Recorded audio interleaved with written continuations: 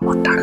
ఇప్పుడు వాడు ఎల్లప్పుడూ మానకుండా ఏం చేస్తున్నట్టు తన పరిచర్యను చేస్తున్నాడు. ఉదాహరణ చెప్తాను. సినిమా హాల్ ఎప్పుడు బంద్ కావు, సీరియల్ ఎప్పుడు బంద్ కావు. ఇవి ఎందుకు బంద్? ఇవన్నీ ఏంటి? వన్ షాప్ చూడండి, సినిమా టక్క చూడండి, సీరియల్ చూడండి. ఈరోజు పాశ్రమలం లేదు, విశ్వాసం లేదు, క్రైస్తవం లేదు, బైబుల్ లేదు, వాక్య పఠనం లేదు, పశ్చాత్తాపం లేదు, ఆత్మల కోసమైనటువంటి అంగలార్పు లేదు, క్రీస్తు కొరకు సిద్ధపడడం లేదు, ఏమీ లేవు. ఓ పొద్దు నుంచి రాత్రి దాకా సీరియల్.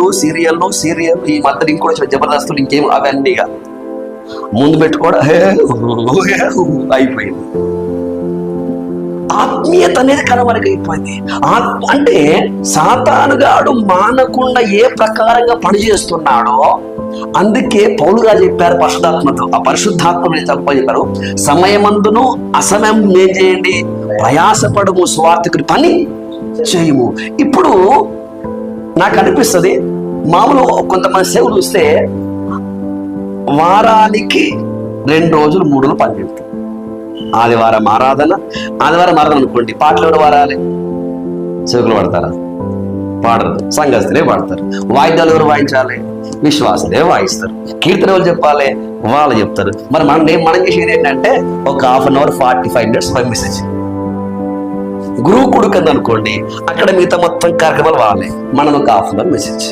ఈ ప్లాన్ చూసుకుంటూ పోతే ఇప్పుడు ఫుల్ టైం సేవకులు మనం చెప్పుకున్నటువంటి మనం కూడా కనీసం హాఫ్ టైం కాదు కదా, హాఫ్ కూడా ఏం చేయట్లేదు మనం.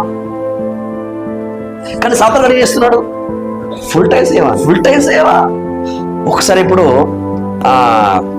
గాస్పుల్కి వెళ్ళి 12:30 1 గంట ఇది వస్తున్నాయి, ఇది మన ఇక్కడ ఇది దాటగా ఇక్కడ వస్తుంది కదా మనం మూసాపేట ఫుల్ ట్రాఫిక్. ఏంద్రా అంటే అప్పుడే సినిమా హాల్ నుంచి అందరు ఏమొస్తారు, రాత్రి 1 గంటకు వాడు సైకిల్లో ఉండవు, ఏం నడుచుకుంటూ పోతారు వాళ్ళు. ఎంత సమర్పణ,